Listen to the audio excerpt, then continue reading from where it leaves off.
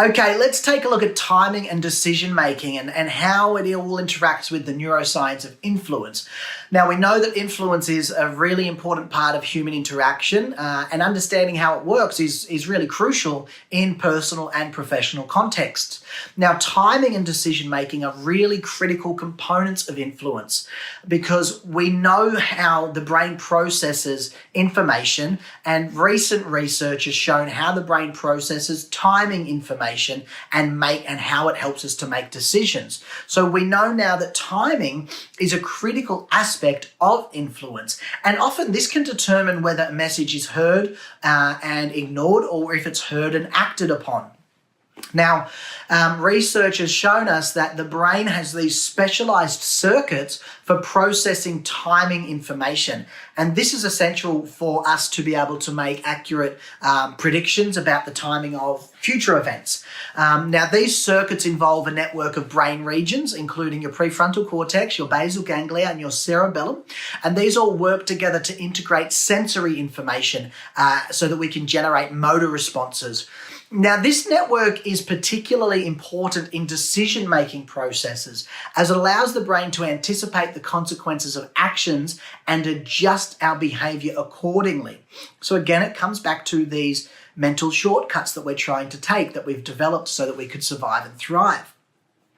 Now, there are ways that we can use this to our advantage, and one example of the importance of timing and influence is the concept of priming, and we do this a lot. This involves presenting a stimulus that can influence subsequent behavior. For example, there have been studies that have shown that presenting words that relate to elderly people can prime individuals to walk more slowly, right? So just priming them with words about elderly people can prime individuals to walk more slowly. And this effect is mediated by the brain's timing circuits, because the presentation of the words influence the timing of subsequent behavior. So another example of the importance of timing and influence is the concept of temporal discounting. Now, we've all done this. We've all been guilty of this, and we will all continue to be guilty of this. This involves the tendency to devalue future rewards in favor of immediate gratification. So this is a big problem with dieting. Oh, if I just eat the ice cream now, you know what? Those extra kilos at the end of the month aren't really worth it. I'll just get some gratification now and I'm going to eat the ice cream.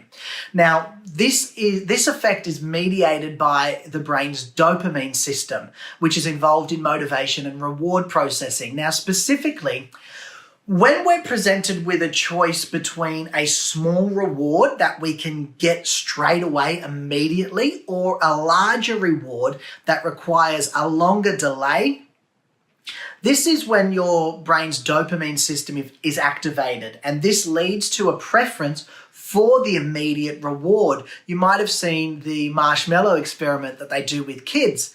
Here's one marshmallow, you can eat it, but if you wait a few minutes, I'll come back and I'll give you an extra marshmallow. And kids have this internal anguish. Some adults have this internal anguish of, do I eat it? It's so hard. And some of them manage not to eat it, but some of them give in.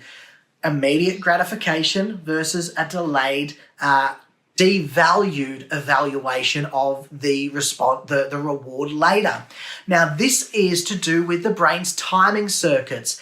The activation of the dopamine system influences how we perceive the value of rewards based on how we perceive the timing of those rewards. So if we get it now, good, more valuable. Later, got to think about it, And logically, we know that waiting is better, but we're very good at thinking logically, but we act emotionally. And that's a really important distinction to know. We are great at thinking logically, but unfortunately, we tend to act emotionally.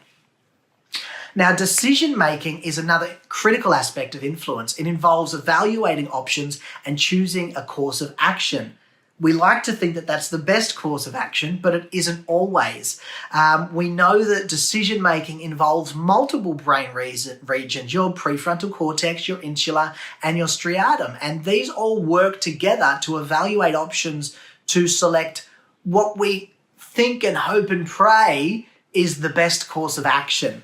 Now, these regions are involved in processes like risk assessment and reward evaluation and emotional processing, and these are really essential for making effective decisions. Now, one example of the importance of decision making is one that we see every single day. When we talk about decision making in influence, this is the concept of social proof. Now, this involves the tendency to conform to the behavior of others in a group. We always want to do things that make us safe. So when we see other people do it, we go, okay, can't be that bad. I feel safe. Let's do it. Now, this effect is mediated again by the brain's reward system. And this is activated when we conform to the behavior of others. Now, specifically, when we perceive that others in a group are engaging in a particular behavior, positive or negative, the brain's reward system is activated. And that tells us that maybe I should engage in that behavior. And it develops a preference for that type of behavior. So this is like the difference between negative or positive peer pressure. Now, this is thought to be related to your brain's decision-making circuits. And the brain's decision-making circuits, these are activated by the reward system. And the activation of the reward system can influence your evaluation of options and also the selection of a course of action. Now, another example of the importance of decision-making in influence is the concept of anchoring. And the concept of anchoring involves the tendency for us to rely too heavily on the first piece of information encountered when making a decision. So it's really important what you lead out with, because what you lead out with will be what people anchor onto. And there's different ways that we can anchor people. If we want to change the mindset of somebody, we might anchor them with the wrong point or the negative effect or the negative side. If we're going to constantly be coming back, and that's what we want to change, we want to direct the conversation around why that anchor is wrong. It's a really good anchor. Or conversely, you could anchor it with the positive changes and the good stuff and everything great that's going to come out of it. And that allows you to go back and use that positive change as an anchor. So depending on how you want to shift people's mindset and behavior, depends on what type of an anchor you will use. But this effect of anchoring is mediated by your brain's prefrontal cortex. A lot of evaluation of options and decision making and making decisions. Now, when we're presented with that initial value, and this could even be something like the price for a product. This is why do we want to lead with price or values and benefits. This is where your brain's prefrontal cortex is activated and it leads to a bias towards that value. So this effect is related to your brain's decision-making circuits. And as the activation of the prefrontal cortex influences the evaluation of subsequent information and also the ultimate decision. Now, the implications of the neuroscience of influence for both personal and professional contexts are really significant here. For example, understanding the importance of timing in influence, it's going to help you to be able to structure your messages in a way that maximize the chances of them being heard and acted upon. So this could involve careful consideration of the timing of a message, as well as the use of priming techniques to influence the behavior that you want to follow. Now, similarly, understanding the importance of decision making in influence can help you to make better decisions by being aware of common biases like anchoring and social proof. Don't let yourself get carried away by these things. Now, in addition to those practical implications, it also raises a whole bunch of important ethical questions. For example, if we know that certain techniques can be used to influence behavior, what are our ethical obligations and what are the ethical implications of using them? Is it ethical to use priming techniques to influence behavior, or is this just a form of manipulation that we should avoid?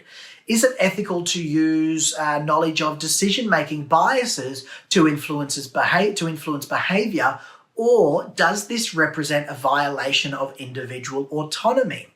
Now, the neuroscience of influence provides really important insights into the importance of decision making and influence. And we can understand the neural mechanisms that underlie these processes. It can help us to make better decisions and to structure our messages in a way that maximizes their impact. However, it can't help you decide on your ethical standpoint and your ethical perspective. So you need to work through those ethical questions about using these influence techniques on your own. You need to consider the ethical implications and decide what is right. And this comes down to duty-bound ethics. This comes down to virtuous ethics. It can come down to the most happiness for the most people. There's a whole bunch of different philosophical and ethical branches that we can look at here. That's up to you. I'll bring you the science. I'll bring you the stuff that works. You need to figure out how it fits into your life and how you want to use it.